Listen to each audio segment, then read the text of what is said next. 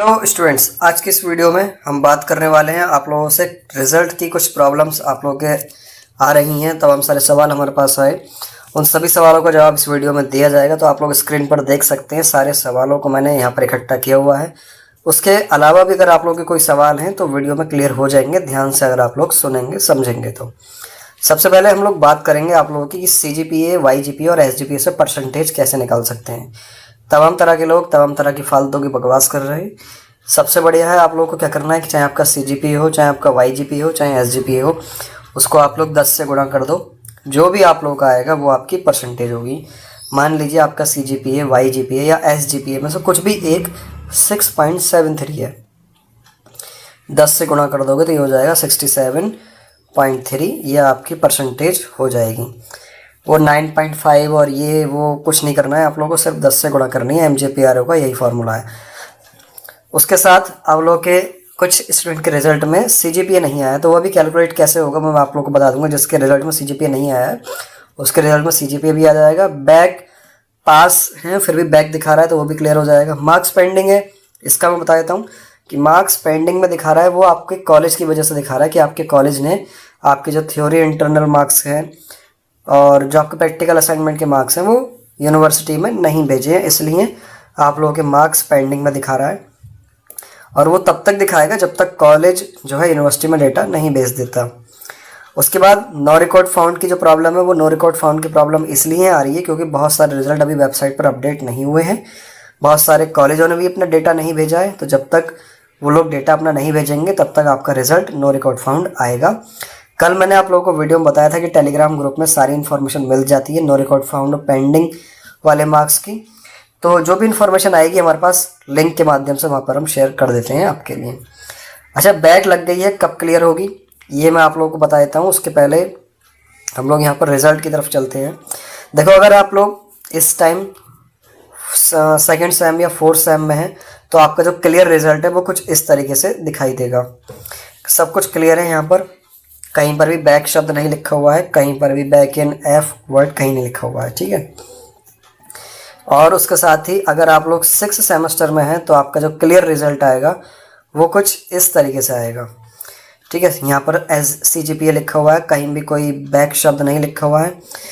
और उसके साथ ही यहाँ पर आप लोगों का कहीं पर भी आप लोगों के नॉट क्लियर नहीं दिखाई देगा। जैसे यहाँ पर NC दिखाई दे रहा है तो ये NC नहीं दिखाई देना चाहिए, तभी आप लोग क्लियर पास होंगे।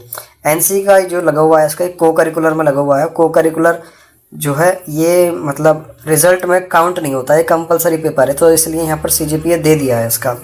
अगर ये बैक इन मेजर सब्जेक्ट में होती या माइनर सब्जेक्ट में होती तो CGPA इसका भी नहीं दिया जाता, ठीक है।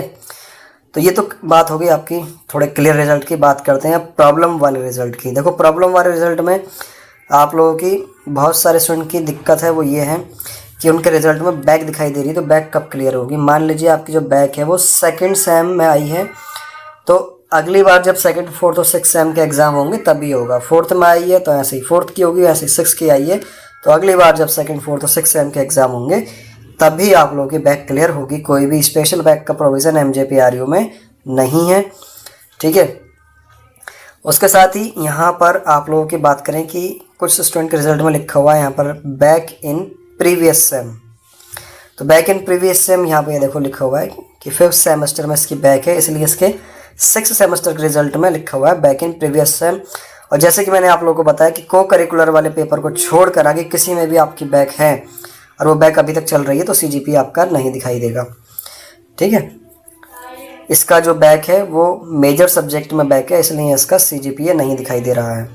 और यहाँ पर लिखा हुआ है बैक इन प्रीवियस सेम। अब कुछ स्टूडेंट का सवाल ये है कि हमारी जो बैक थी वो कभी first sem, second same, third same, fourth same, 5th same में रही थी और हमने वो क्लियर कर ली थी। और अब हमने 6th सेम का जो एग्ज़ाम दिया तो उसमें भी यहाँ पर बैक लिखा हुआ आ गया है। यहाँ पर बैक इन प्रीवियस सेम लिखा हुआ आ गया है, CGPA दिखाई नहीं दे रहा है, बहुत सारी दिक्कत आ रही हैं। तो ये जो प्रॉब्लम है ना ये आपकी फाइनल मार्कशीट में सही होगी। फाइनल मार्कशीट आपकी कब आएगी? फाइनल मार्कशीट का आप अंदाज़ा ये लगा लो कि 2025 में 22 की सीरीज के स्टूडेंट की मार्कशीट कॉलेजों में भेजी जा रही है।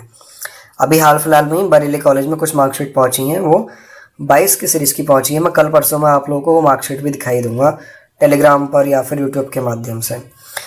तो यहाँ पर मैं आप लोगों को बताऊं कि आप लोगों का अगर CGPA कैलकुलेट करना है, मान लीजिए आपकी बैक क्लियर हो चुकी है लेकिन आपको CGPA चाहिए और नौकरी वगैरह में आप लोगों को अप्लाई करना है, क्योंकि अगर आप लोगों के रिजल्ट में बैक दिखाई दे रहा है शब्द, तो यहाँ पर जो शब्द लिखा हुआ है ना ये कि बैक लग गई है हमारी,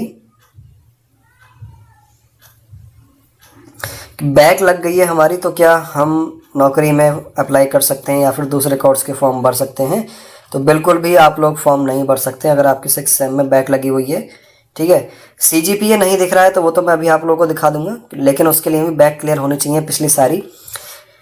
और अगर आपकी बैक है 6th सेमेस्टर में तो जाहिर सी बात है कि आप लोग फेल हैं, ना तो आप लोग नौकरी के लिए एलिजिबल हैं जब तक आपकी बैक क्लियर नहीं हो जाती, और ना ही आप लोग किसी दूसरे कोर्स में फॉर्म भरने के लिए एलिजिबल हैं। ठीक है, क्योंकि सब जगह आपका CGPA चाहिए ही चाहिए। CGPA कैलकुलेट कैसे होगा? उन स्टूडेंट्स का जिन स्टूडेंट्स के रिजल्ट में पहले बैक थी लेकिन अब उन्होंने क्लियर कर ली है। देखो CGPA क्लियर मतलब निकालने के लिए आप लोगों को क्या करना है कि यहाँ पर एक फॉर्मूला दिया हुआ है आपका,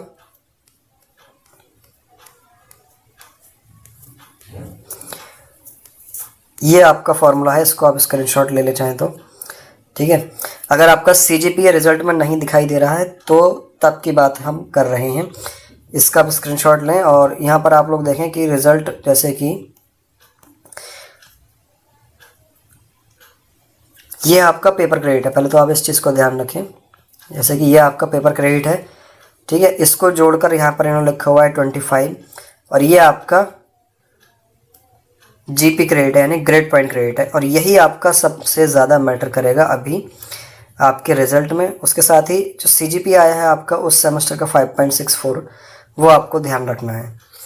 मान लीजिए आपकी फर्स्ट सेम में बैक थी, तो फर्स्ट सेम में CGPA जब आपकी बैक थी तब आपका जो CGPA रहा होगा वो 5 रहा होगा एग्जाम्पल के लिए, और जब आपने फर्स्ट सेम की बैक क्लियर कर ली, आप लोग दोबारा रिजल्ट चेक कर रहे हैं तो वो 5 से बढ़कर 5.65 हो चुका होगा। तो जो नया CGPA है वो आपको ज़रूरत पड़ेगी अब CGPA कैलकुलेट करने में। ठीक है, तो CGPA कैसे कैलकुलेट होगा? जैसे कि मैंने अभी आपको बताया कि यहाँ से पेपर क्रेडिट, GP क्रेडिट और CGPA ध्यान, SGPA ध्यान रखना है बस। ठीक है, अब इस फार्मूले की तरफ आते हैं। ये आपका फार्मूला हमने एग्जाम्पल के लिए माना था कि फर्स्ट सेम में बैक है, तो फर्स्ट सेम में आपका पेपर क्रेडिट मान लीजिए 20 है और SGPA आपका आया है अब 6.9, जो नया वाला SGPA है, बैक वाला नहीं, जो बैक के रिजल्ट के बाद आया है उसकी बात कर रहे हैं। ठीक है, वो जोड़ना है आपको यहाँ पर, तो यहाँ पर रखना है, फिर सेकंड सेमेस्टर का, थर्ड का, फोर्थ का, फिफ्थ का, सिक्स का, ऐसे करके आपको रखना है। देन यहाँ पर आप लोगों को ये जो आपका पेपर क्रेडिट है इसकी सबकी टोटल कर लेनी है, जैसे 20, 22, 25, 26, 26 और 25, कुल मिला के ये आपका हो जाएगा 5 और 5 10 और 12 और 2 14, 4 ये हो गया। ठीक है, फिर 2 2 4 2 6 2 8 2 10 2 12 13 14, 144 हो जाएगा। तो यहाँ पे 144 ये लिखा हुआ है। ठीक है, इन सबको आप लोग यहाँ पर गुणा कर देंगे और गुणा करके गुणा करेंगे 6 की, फिर उन सबको जोड़ देंगे और उसके बाद 144 से भाग कर देंगे तो 6.73 आपका आएगा।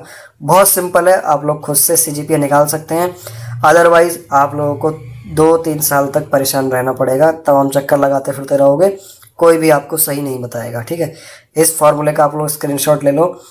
CGPA आप लोगों का निकल आएगा, लेकिन उन्हीं का निकलेगा जिनकी पहले का भी बैक रही थी first, third, fifth, fourth, fifth में, और उन्होंने 6 सेम के एग्ज़ाम दिए और उनका CGPA नहीं दिखाई दे रहा है, केवल उनके लिए। ठीक है, बाकी किसी के लिए ये फार्मूला नहीं है। तो बैक लग गई, बैक कब क्लियर होगी आपकी वो मैंने आपको बता दिया कि सेकंड की बैक है तो अगली बार जब सेकंड, फोर्थ और 6 सेम के एग्ज़ाम होंगे तब क्लियर होगी। उसके साथ ही एक नो रिकॉर्ड फाउंड है तो वो भी मैंने आपको बता दिया, मार्क्स पेंडिंग है वो भी आपको बता दिया, बैक पास है फिर भी बैक दिखा रहा है तो वह मैंने आपको बता दिया कि वो क्यों दिखा रहा है, क्योंकि फाइनल मार्कशीट में ही क्लियर होगा वो। ठीक है, बैक क्लियर हो चुकी है, मतलब आपको ये तो पता ही होगी कि पासिंग मार्क्स आप लोगों के 36 हैं। ठीक है, को करिकुलर हो चाहे आपका या फिर आपका मेजर है माइनर वाला पेपर, पासिंग मार्क्स आपके 36 है, वो आपको लाने ही लाने हैं। और अगले सेमेस्टर में अगर दिखा रहा है तो फिर आपकी बैक अभी तक क्लियर नहीं हुई है, लेकिन ये जो मैंने आपको बताया कि बैक पास फिर भी बैक है, तो वो सिर्फ उनके लिए बताया जिनका CGPA नहीं दिखाई दे रहा था। रिजल्ट में CGPA नहीं आया वो मैंने आपको बता दिया। CGPA, YGPA, SGPA से परसेंटेज कैसे निकलेगी वो मैंने आपको बता दी है। उसके अलावा अगर आप लोगों के कोई रिज़ल्ट के संबंधित कुछ भी अगर सवाल आ रहे हैं तो आप लोग वीडियो में कमेंट करके हमसे पूछ सकते हैं। मिलते हैं फिर नेक्स्ट किसी इन्फॉर्मेटिव वीडियो में।